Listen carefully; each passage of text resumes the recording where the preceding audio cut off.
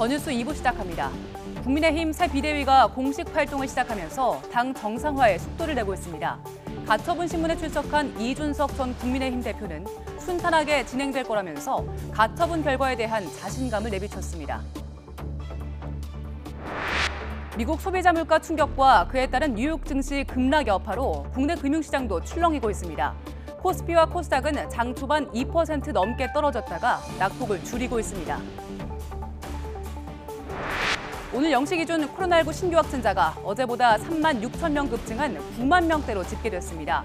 방역당국은 연휴가 끝나면서 검사가 몰린 영향으로 보인다며 감소세는 유지할 걸로 보고 있습니다.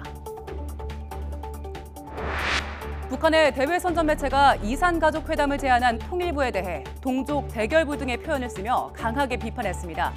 윤석열 대통령의 대북 정책인 담대한 구상에 대해서도 얼빠진 넋두리라며 맹비난했습니다. 고 엘리자베스 2세 영국 여왕의 관이 수도 런던의 버킹엄 궁에 도착했습니다. 내일부터는 일반에 공개될 예정인 가운데 장례식까지 100만 명 이상의 조문 인파가 몰릴 걸로 보입니다.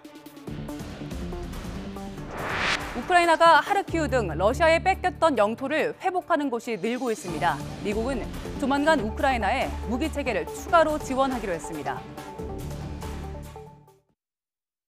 YTN 김영수입니다.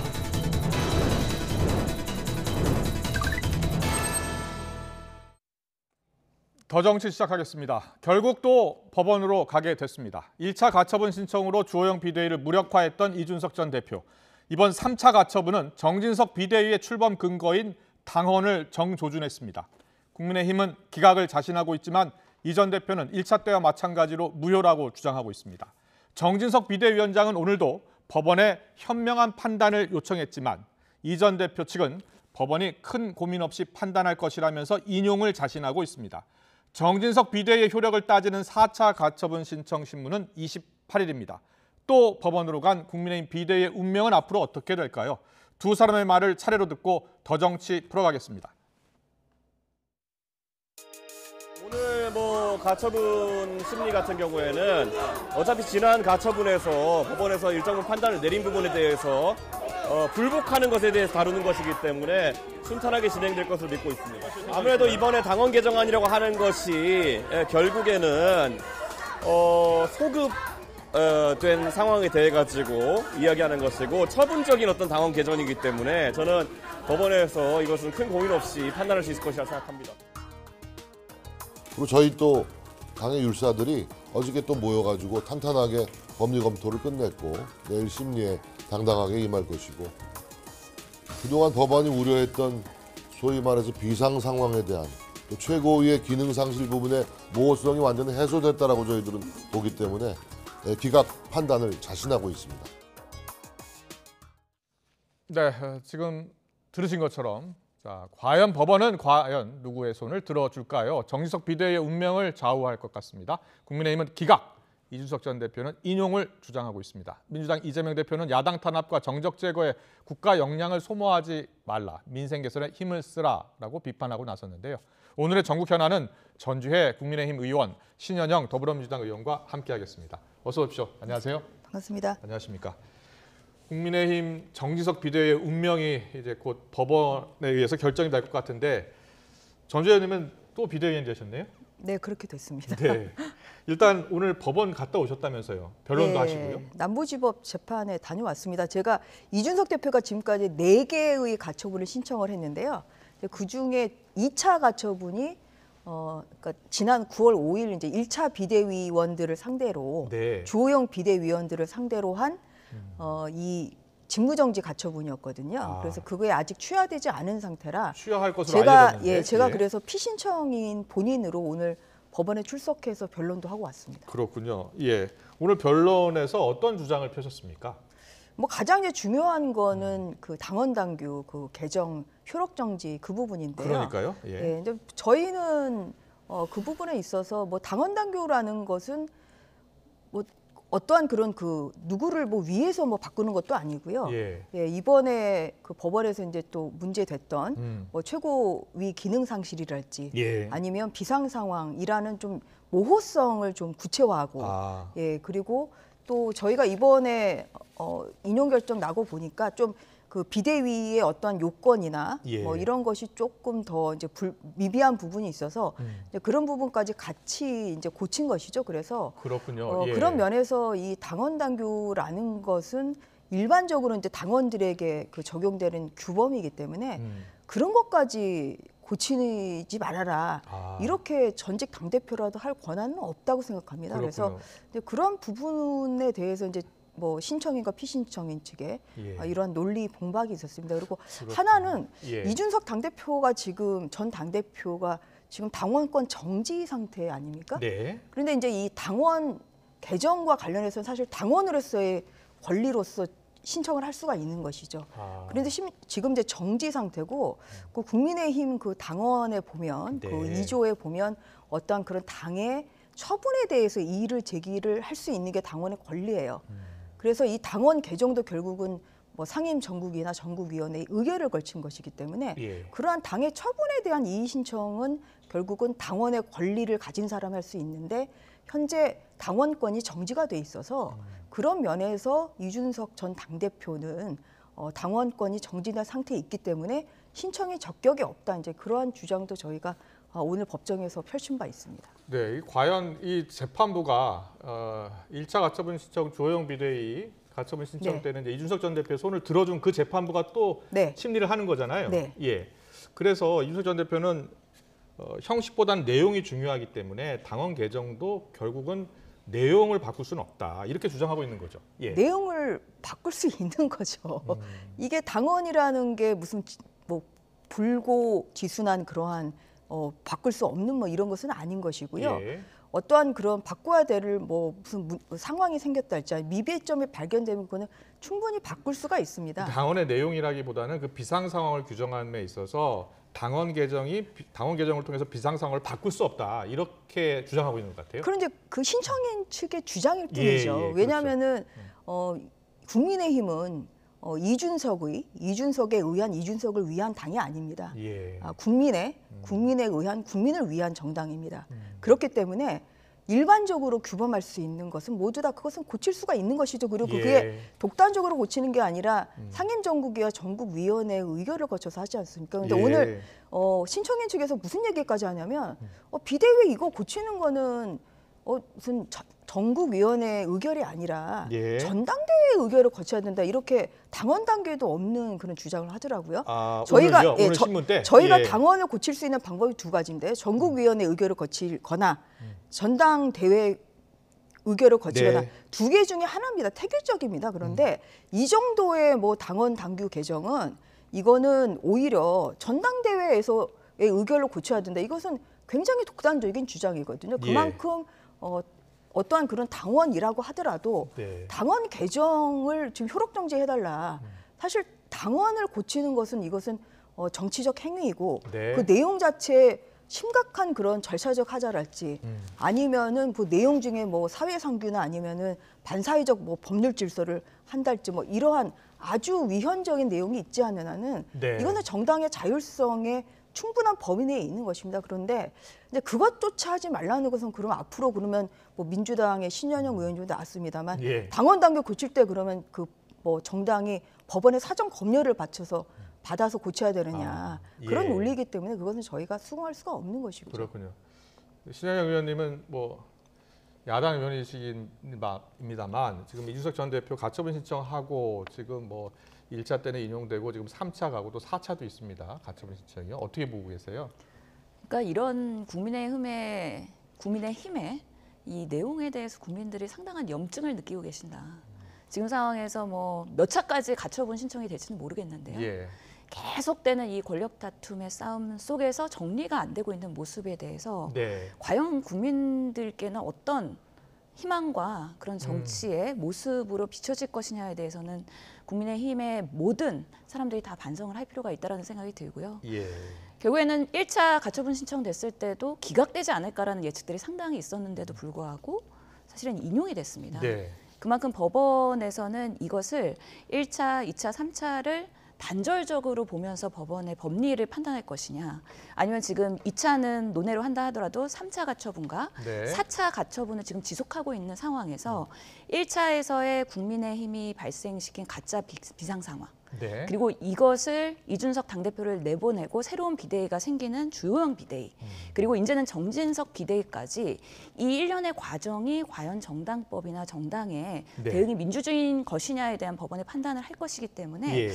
지금 3차, 4차 가처분에 대한 부분들을 과연 세분하게 보면 당원 당규 개정할 수 있죠. 네. 하지만 지금 이 상황에서 이렇게 하는 의도가 무엇이고 어떤 기대와 어떤 방안으로 이 사안을 해결하려고 하는지에 대한 흐름을 보면서 판단할 수도 있겠다라는 생각이 들어서요. 네. 뭔가 3차 가처분, 4차 가처분이 같이 판단이 된다고 하면은 이게 인용될 가능성도 배제할 수 없다. 아. 그만큼 이준석이 전 대표로서 이렇게 현 상황에 대해서 대응하는 거에 대해서 법원이 기존의 같은 판사가 판단을 한다 그러면은 그 흐름 속에서 일관성 있는 판단을 할 수도 있겠다라는 좀 생각이 들기도 하고요. 예. 그런 면에서는 뭐 저희 야당으로서는 국민의힘이 빠르게 좀 해결이 됐으면 좋겠는데 새로운 비대위가 과연 지속적으로 가면서 새로운 지도부를 출범시킬 수 있을 것이냐 이럴 때는 저희는 조금 좀 비관적인 그런 전망을 할 수밖에 없는 상황입니다. 야당 정치인으로서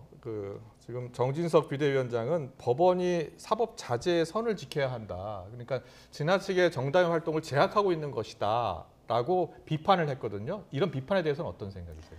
그러니까 정진석 비대위원장님으로서는 마음속으로는 그렇게 불편을 가질 수가 있죠. 하지만 예. 정치인이 하는 말은 그거 자체가 상당한 의미가 있고 영향력을 행사할 수 있는 부분이기 때문에 우리가 공식적인 발언을 할 때는 좀 신중해서 정말 정제된 언어로 표현할 수밖에 없는데요.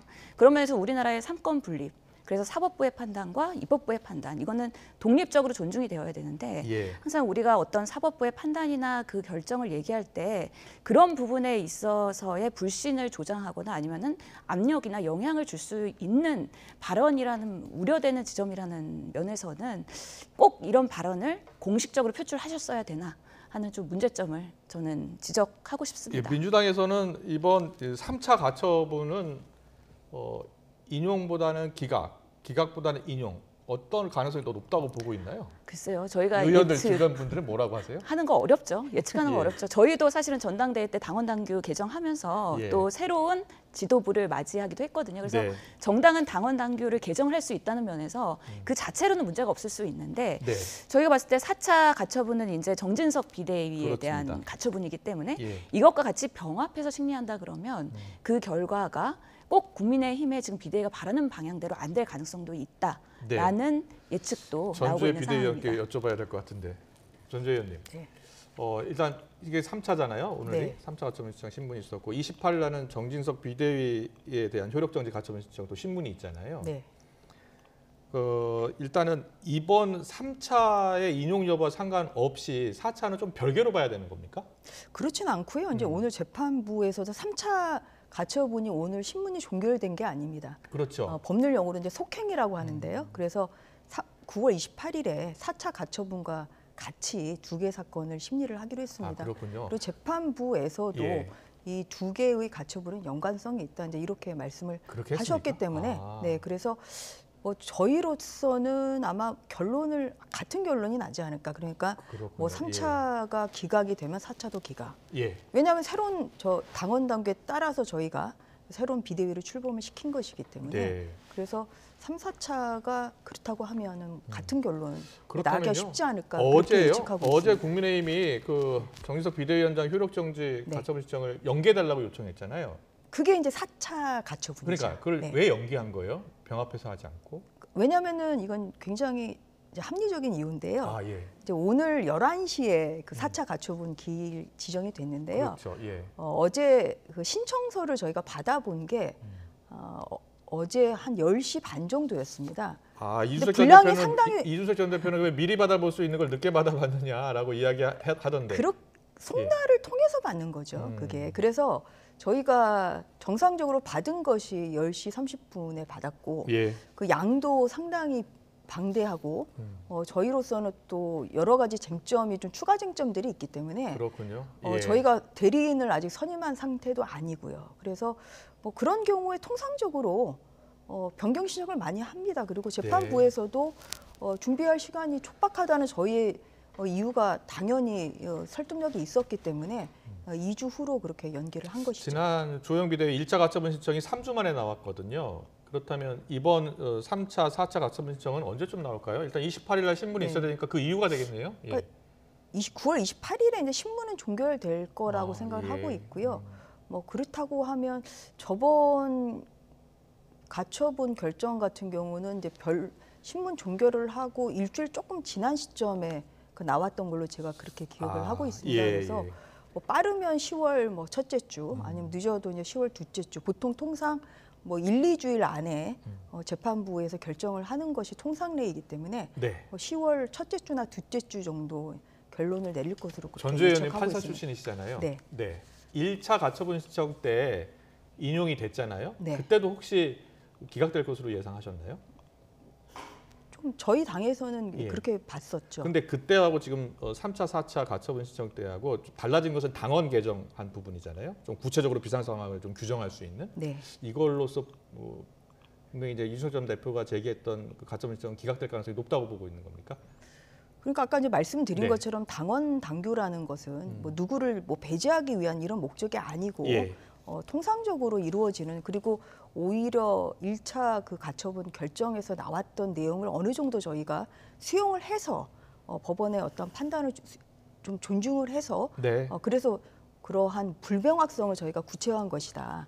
그다음에 그 내용 자체가 최고위원 5명, 선출직 최고위원 5명 중에 4명이 뭐 사퇴하거나 거리를 하게 되면 이제 비대위로 간다. 네. 그런 것은 오히려 이 당대표와 최고위원 간의 반목이 심할 때 최고위원들이 아무리 그만둬도 당대표가 버티면 그동안에 비대위로 갈 수가 없었습니다. 그렇군요. 예, 그런데 오히려 이번에는 5명 중에 한 4명 정도가 구체적으로 거리가 규정한 되면 거죠? 예. 예, 그러면 당 대표 리더십도 굉장히 그거는 손상이 되는 것이고 네. 당내 반복이 크기 때문에 그러한 경우에 비대위로 가게 함으로써 오히려 저희는 당대표의 권한에 대한 통제 그리고 당내 민주주의를 오히려 더 강화하는 것이다. 이렇게 저희는 생각하고 그 방향으로 했던 것이고요. 예. 또 하나는 가장 중요한 것 중에 하나가 당원 개정도 있습니다만 또 하나는 8월 17일에 그러니까 저희가 이제 8월 5일에 이 비대위 전환을 결정을 했거든요. 네.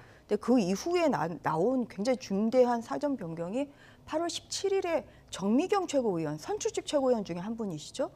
그리고 그동안에 사실 이준석 대표를 굉장히 지지하는 이러한 발언을 또 많이 해오셨는데 이 정미경 전 최고위원이 사퇴를 제출했습니다. 예. 이게 이제 중대한 사정 변경이죠. 그래서 그런 면에서 이것은 현재 상황을 가지고 결국은 새로운 이런 당원 당규에 따라서 이제 새로운 비대위를 저희가 출범을 한 것이기 때문에 그러한 면에서 뭐 당원 당규 개정은 정말 정당의 자율성을 저는 존중해줘야 된다고 생각을 하고 있고요. 그것이 이제 적법한 이상 그거에 따라서 현 상황에 따라서 이루어진 이 새로운 비대위는 저는 그것은 충분히 적법하다 이렇게 예측하고 있습니다. 알겠습니다. 자, 민주당 얘기를 좀 해야겠습니다. 더불어민주당 이재명 대표가요, 오늘 열린 최고위원 회의에서 국민 삶을 개선하는 데 집중하겠다라고 하면서 이런 이야기도 했습니다. 정부는 정쟁 또는 야당 탄압에 너무 국가 역량을 소비하지 말라라고 했는데 직접 듣고서 이야기 더 나누겠습니다.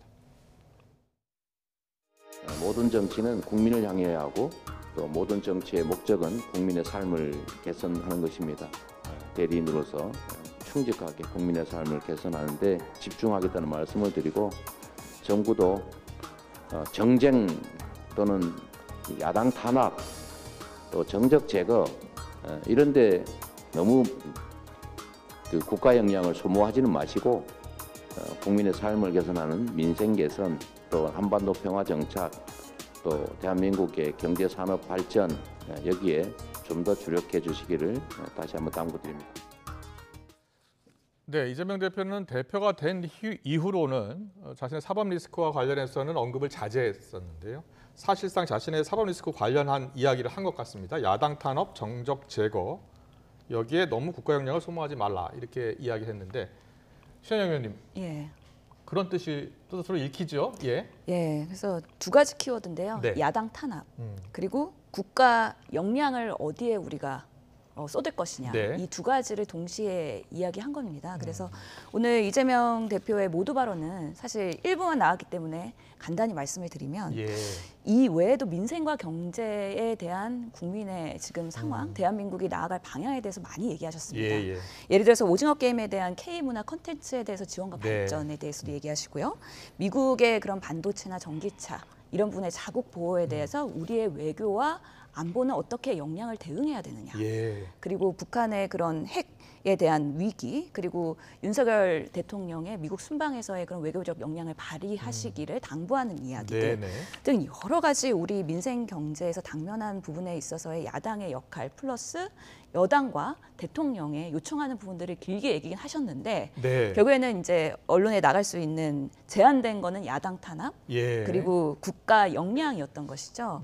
그러면서 지금 우리가 YTN만 하더라도 정치면에서는 상당히 국민의힘의 내홍 네. 그리고 이재명의 사법 리스크 이 두 네. 가지만 계속 부각이 되고 있지만 실제로 야당에서는 이런 그 외의 것들을 더 챙기면서 민생을 우선 하겠다라는 의지를 보인 거라고 말씀드릴 수 있고요. 예. 그런 만큼 이재명 이제 대표께서도 영수회담이나 여러 가지 방식으로 인해서 여당과 같이 정부가 힘을 합쳐서 민생을 좀 쏟으면서 그 국면 전환이나 여러 가지의 그런 정치 면에서의 국민들한테 정말 필요한 모습을 보이겠다라는 좀 강한 의지를 예. 오늘 피력하신 오늘 거라고 민생 말씀을 많이 하셔서 말씀드리겠습니다. 민생 그 현장에 좀 가실 것으로 이렇게 예상을 했었는데 봉화마을부터 가셨어요. 봉화마을을 찾아가신 것 같은데 예. 오늘 고 노무현 전 대통령 묘역도 참배하고 권양수 여사도 만나고 혹시 그 일정이 갑자기 잡힌 겁니까?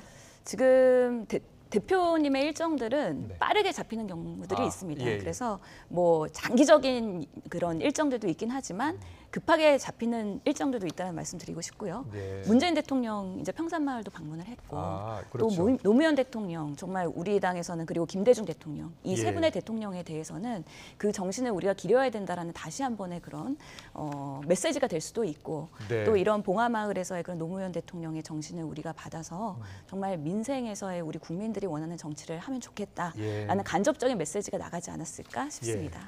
알겠습니다. 전주 의원님에게도 여쭤봐야죠.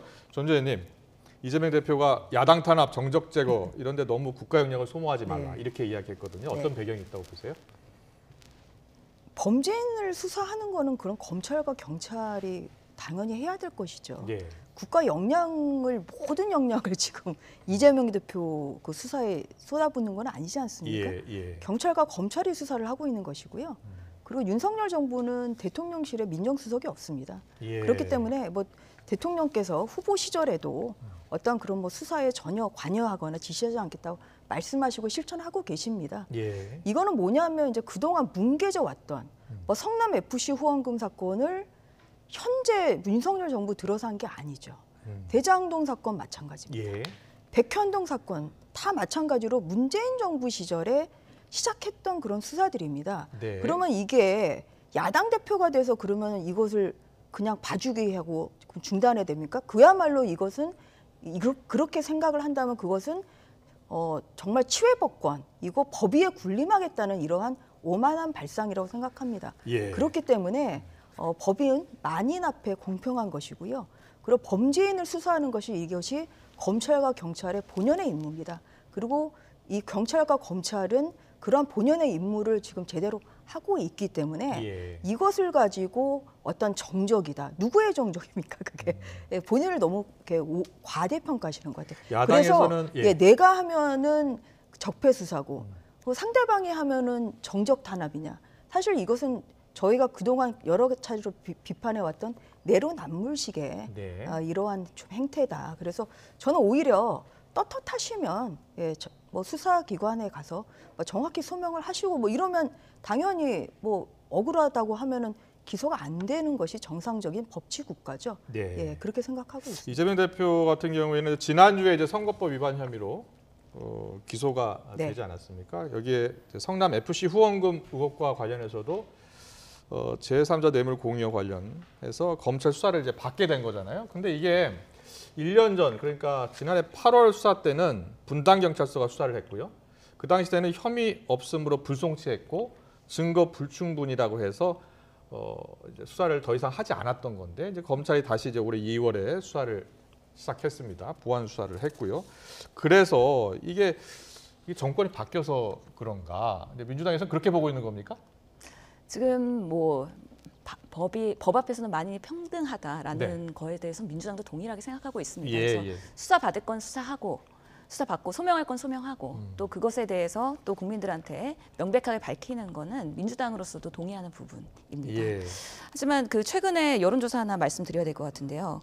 여야에 대한 수사가 과연 공정하냐 했을 때 국민들께서는 67.3%가 불공정하다라고 말씀을 하고 계십니다. 그래서 국민의힘에서나 아니면은 지금 그런 사법 아니면은 정부 입장에서는 뭔가 떳떳하면 나와서 밝혀라라고 하는데 동일하게 해야 된다라고 했을 때 우리가 항상 김건희 여사의 얘기를 안 할 수가 없는데요. 동일한 잣대에서 동일한 수사를 하고 동일하게 탈탈 터시면 됩니다. 근데 야당이기 때문에 탈탈 터는 거 아니냐. 그리고 대통령의 여사이기 때문에 봐주게 하는 거 아니냐. 이것에 대해서 우리 국민적 우려를 어떻게 설명하실 것인지에 대해서 묻고 싶고요. 그런 면에서 이미 3년 전에 그리고 뭐 1년 전에 무혐의 났던 그런 수사를 다시 털면서 이제는 기소를 하는 모습. 또 하지만 이 FC 성남의 그런 결과를 보면 결국에는 본인의 사적 이익을 받았다라는 거에 대한 명백한 근거가 없는 상황에서 이런 공문을 가지고서는 다시 수사를 하고 기소를 하는 모습 이런 것들이 과연 법대로 제대로 검찰과 경찰이 대응하고 있고 공정하게 수사하고 있는 것이냐에 대해서 이견. 그렇기 때문에 여당이든 우리 대통령이시던 대통령 부인이시던 공정하게 하십시오라는 얘기를 할 수밖에 없는 상황이다. 참 그렇기 때문에 선거에서 지면 이렇게 조금은 억울하면서도 몰릴 수밖에 없는 수사를 받아야 되는 것인가. 이게 우리 정치와 여러 가지 검찰, 경찰 이런 사정기관의 참 딜레마인 것 같다라는 생각을 해보게 됩니다. 민주당에서는 뭐 대장동, 백현동에 이어서 죽이기 3탄이다 뭐 이런 이야기까지 하고 있어요. 근데 그 성남 FC 수사 같은 경우에는요. 이제 지난 정부 때 수사한 것과 지금 정부 때 수사한 게 좀 다른 거 아닙니까? 어떤 배경이 있다고 보세요? 배경이라기보다는 저는 그거보다는 오히려 이제 박은정 지청장이 이제 성남지청장으로서 굉장히 수사 방해를 했죠. 시니어 검사로 알려진. 작년 그 당시 8월에 때 민주당에서 그 여러 가지 의혹들 나왔을 때 수사를 다시 한번 보완 수사를 했을 때 그 보완 수사를 막았다는 검사죠? 그러니까 어떤 거냐면 작년 8월에 몇 가지를 그냥 아예 지청장 그 전결로 아예 결제로 그 차장 검사 결제를 전결을 지청장 결제로 바꾼 게 있는데요. 그러니까 뭐냐면은 뭐 그 중에 하나가 경찰이 신청한 압수수색 영장 청구 시에는 지청장에 보고해라. 없었던 규정이거든요. 그 다음에 기존 3부에서 그 전담하고 있던 특수 공안 수사를 형사 1, 2부로 이관을 했습니다. 오죽하면 그래서 작년에 그 박하영 그 차장 검사가 거기에 불복해가지고 재수사 건의를 지속적으로 건의를 하는데도 불구하고 지청장이 그냥 소 읽고 아예 그냥 미동도 안 하니까 아예 그냥 얼마나 답답했든지 이제 사의를 표명했다고 반려하는 뭐 이런 일도 있지 않았습니까? 그래서 정말 박은정 지청장이 저희가 봤을 때는 온몸으로 이 FC 수사를 막았습니다. 그렇기 때문에 그렇게 그 몸으로 막은 수사가 결국은 지금 정상화가 돼서 나오는 거죠. 그럼 그때 수사는 만약에 그때 제대로 됐으면 사실 그때 기소가 됐어야죠. 작년에 문재인 정부 시절에 그 기소가 됐어야죠. 그런데 그것을 온몸으로 그 검찰과 그 경찰이 막았기 때문에 그래서 정상적인 수사가 안 됐던 것이고요. 지금에서야 이제 정상적인 수사로. 왜냐하면 제3자 뇌물교부는 뭐 여러 가지 판례상 이것은 지금 구단주가 성남시장이었던 이재명 전 당대표잖아요. 당대표시고. 지금 당대표 그 당시 때는 성남시장이었다는 그래서 거죠? 그래서 그 형사법에 이런 제3자 뇌물교부가 이런 경우에 성립되는 거 너무 많습니다. 왜냐하면 이게 일단 후원금을 받지만 대가성이 있는 뭐 용도 변경 이런 걸 해주잖아요. 그건 당연히 너무나 대가성이 확연한 것이죠. 그 당시 때 박은정 지청장이라든지 그 당시 때 검경이 봐주기 수사한 것 아니냐 이런 취지로 이야기하신 것 같은데 여기에 대해서는요?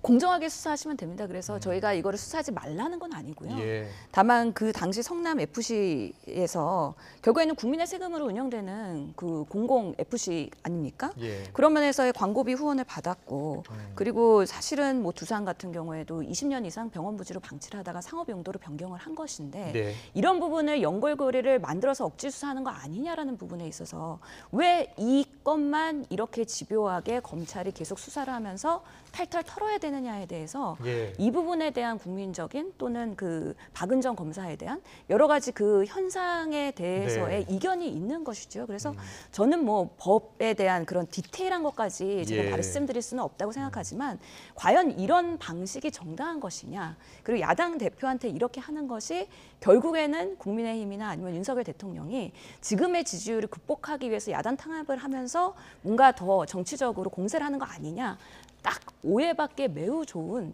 이런 상황에서 계속 그것을 유지하고 있다. 그렇기 때문에 검찰과 윤핵관과 윤석열 정부에 대한 불신들이 점점 국민들이 쌓아가고 있는 거 아니냐. 근데 이런 것 안타까움이 때문에 있습니다. 다시 한번 말씀드리지만 예. 이재명 당대표의 개항을 출마가 방탄 출마, 당대표 출마도 방탄 출마. 예. 지금 민주당 의원님들에 대해서 방탄 의원단이라는 이러한 혹자의 비평까지 있습니다. 네. 그래서 정말 모든 의원들이 똘똘 뭉쳐서 민생은 오히려 팽개치고 이렇게 당대표의 보호를 위해 가지고 급급하는 이런 모습은 정말 그것은 부적절하다는 말씀을 드리고요. 민주당도 조사받을 건 조사받고 뭐 국민의힘도 앞으로 어떤 비리가 있으면 당연히 받을 분은 받아야 되겠죠. 하지만 지금 국가적으로 너무 힘들어하는 국민들도 많기 때문에 네. 이제는 정말 민생을 논할 때가 됐다. 이런 말씀을 꼭 정말 드리고 제가 싶습니다. 드리고 싶은 말씀이고요. 네, 민생을 네. 논하기 위해서 여당과 그런 대통령께서 움직이셔야 되는데 네. 김건희 여사가 그 캠프 때 그 서울의 소리에서 유출되면서 정권 잡으면 경찰이 알아서 권력을 움직이고 알아서 입건한다라는 그 얘기를 예. 다시 한번 드리면서 아. 그런 방식으로의 정치나 국정 운영 하시지 마셔라라고 알겠습니다. 당부드리고 싶은 것이죠. 예. 여야 모두 뭐 법 앞에 평등하니까 모두가 철저히 수사를 받아야 한다는 의견에 두 분 다 동의하시는 네. 거잖아요. 그리고 최근 여론조사를 보니까 그렇게 나오더라고요. 네, 김건희 여사 관련 특검도 진행이 돼야 하고 또 이재명 대표 수사도 또 표적 수사가 아니다라는 또 여론이 좀 더 높고 이렇게 나타났습니다. 알겠습니다. 오늘 말씀은 여기까지 듣겠습니다. 지금까지 신현영 더불어민주당 의원, 전주의 국민의힘 의원과 함께했습니다. 잘 들었습니다. 네, 고맙습니다. 수고하셨습니다. 감사합니다.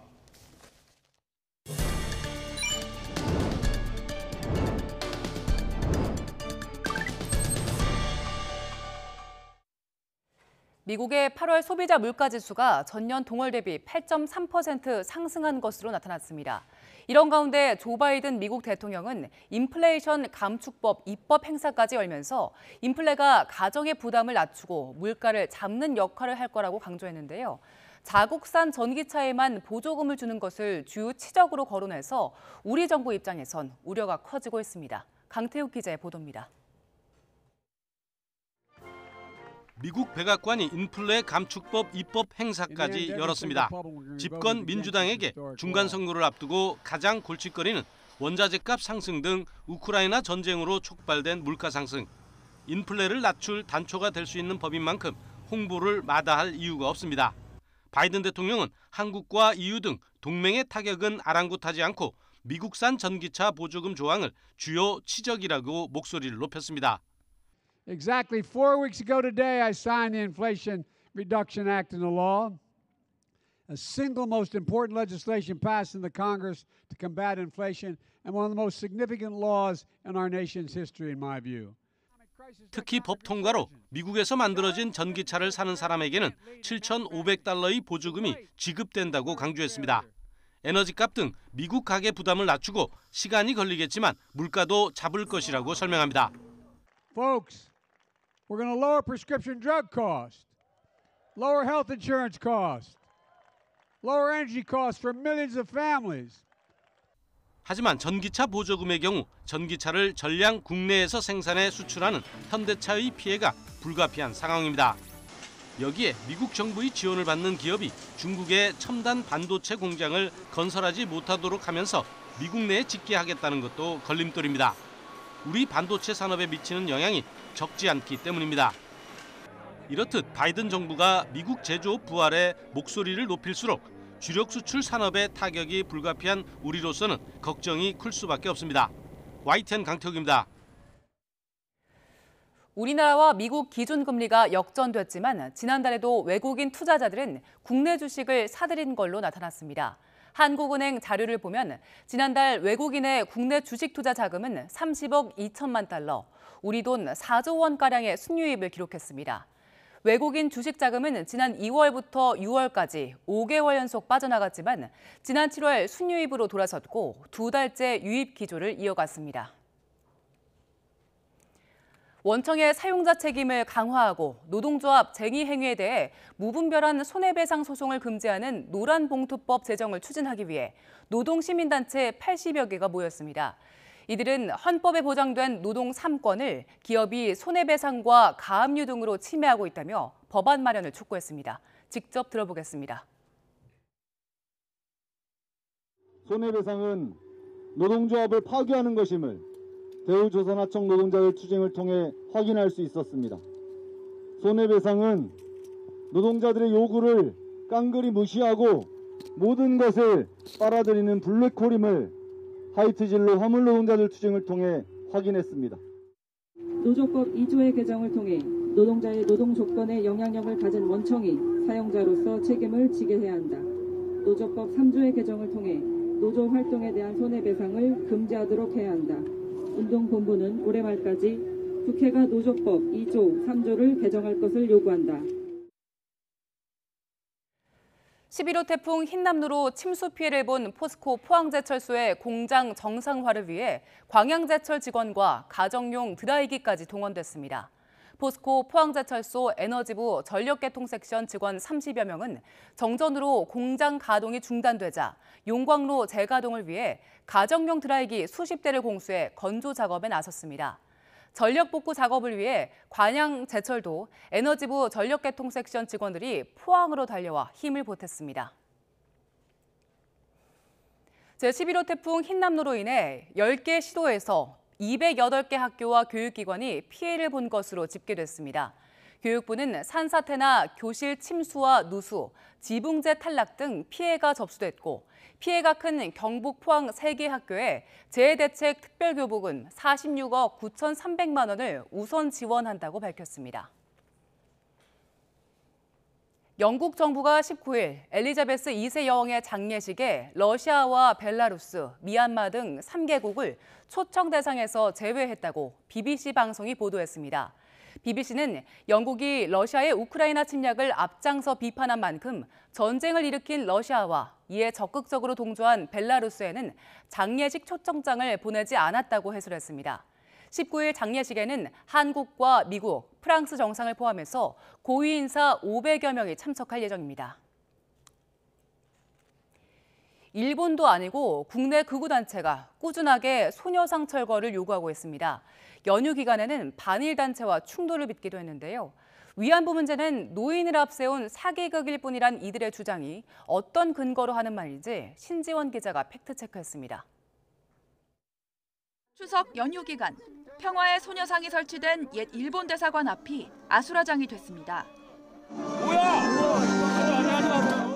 소녀상 철거를 요구한 보수단체와 소녀상에 대한 정치 테러를 규탄하는 반일단체가 충돌했던 겁니다. 소녀상을 없애라고 주장하는 단체의 이름은 위안부법 폐지 국민행동. 윤미향 무소속 의원이 위안부 피해자를 위한 후원금을 횡령했다는 의혹이 불거진 이후 전국 곳곳에서 소녀상 철거 시위를 벌여왔습니다. 위안부는 불쌍한 할머니들일 뿐 전쟁 범죄 피해자가 아니라면서 정부 지원을 받는 위안부 피해자 240명 가운데 살해당하거나 강간당한 피해자는 단 한 명도 없다고 주장해왔습니다. 정부 지원은 지난 1993년에 제정된 위안부 피해자법을 근거로 이뤄집니다. 우선 이미 사망한 위안부 피해자는 아예 등록 대상이 아닙니다. 살해당한 위안부 피해자가 정부 지원을 받을 가능성 자체가 없다는 뜻입니다. 강간 피해 등에 관한 사실관계는 당사자 진술과 관계자 증언, 현장 답사 등 15명으로 구성된 심의위원회의 엄격한 심사를 거쳐 판단됩니다. 생존자에 한해서 조사를 진행을 하고 있고요. 전문가가 가서 그 피해자의 위안부 피해 내용을 중심적으로 녹취를 해서 그 당시 역사적인 정황에 맞는 자료들을 같이 검토를 해서 의견을 올립니다. 여성가족부가 지원하는 위안부 피해자 240명 가운데 일본군에 의한 살해 피해자나 강간 피해자가 없다는 주장, 사실과 다릅니다. 문제는 이런 주장이 일본 극우 세력 등 해외까지 영향을 주고 있다는 점입니다. 실제로 이 단체는 지난 6월 독일 베를린 현지에서도 소녀상 철거를 주장했고 요미우리 등 일본 언론들은 이 단체의 소녀상 철거 집회를 비중 있게 보도한 적이 있습니다. YTN 신지원입니다.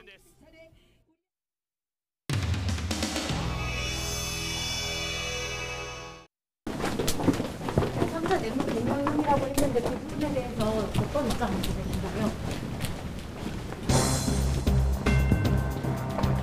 계속해서 관련 얘기들이 나올 텐데 이에 대해서 좀 한 말씀 부탁드리겠습니다.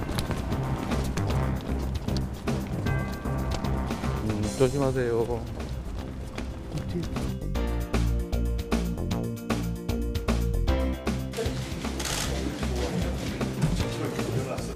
국민은 이재명 대표의 수사를 정당하다고 보고 계시다는 것을 명심하시기 바랍니다.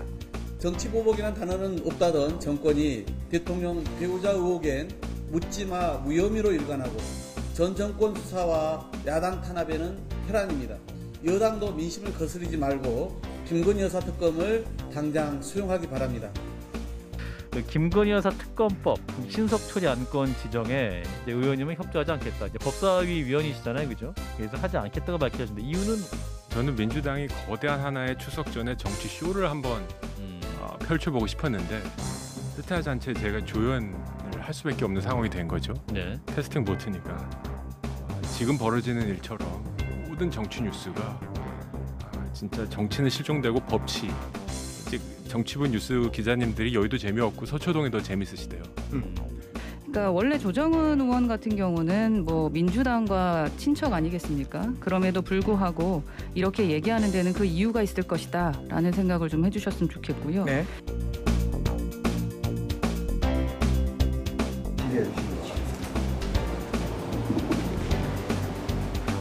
후보님, 네.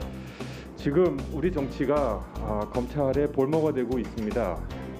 얼마 전에 소환하신 이재명 대표, 또 국회에 발의된 김건희 여사 특검법, 국민들의 퍽퍽한 삶을 중심에 두고 비전과 정책으로 경쟁해야 될 이 정치권이 검찰의 결정에 지금 일희일비하고요.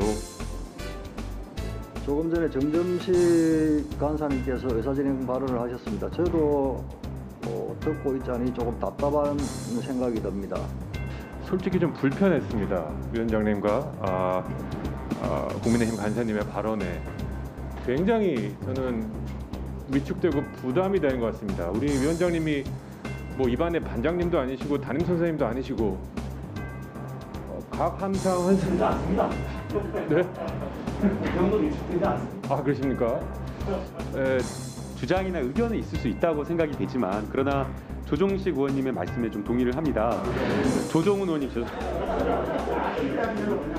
죄송합니다. 조정훈 의원님 제가 좋아하는 거 알죠? 네. 예, 한 명밖에 없는데 캐스팅 보트 하려니까 죽겠습니다. 이게 잠시 정해야지 않습니까? 예. 저는 꼭 한 번은 민주당 쉬는 데 가서 앉아 있고, 한 번은 국민의힘 쉬는 데 가서 앉아 있습니다. 중간 자주고. 예.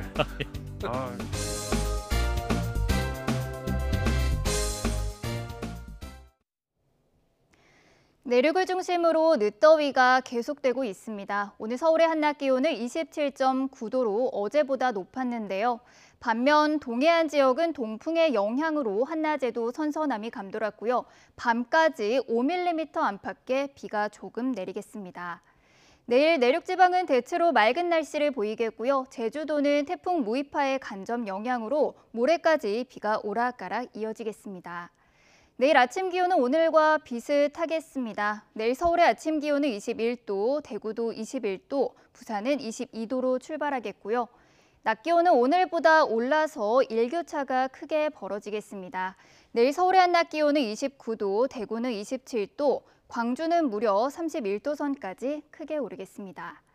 남은 한 주간 30도 안팎의 늦더위가 이어지겠고요. 다음 주 날씨는 제14호 태풍 남마돌이 변수가 되겠는데요. 아직까지는 진로가 유동적인 상황이지만 이 태풍은 다음 주 월요일쯤에 서귀포 남쪽 해상까지 북상할 것으로 예상되고 있습니다. 앞으로 발표되는 기상 정보를 꼼꼼히 확인해 주셔야겠습니다. 지금까지 날씨 정보였습니다. 네, 이슈를 더 쉽게 풀어드리는 더 뉴스. 저희가 내일은 더 준비하겠습니다. 잠시 뒤 뉴스큐가 방송됩니다. 시청해주신 여러분 고맙습니다.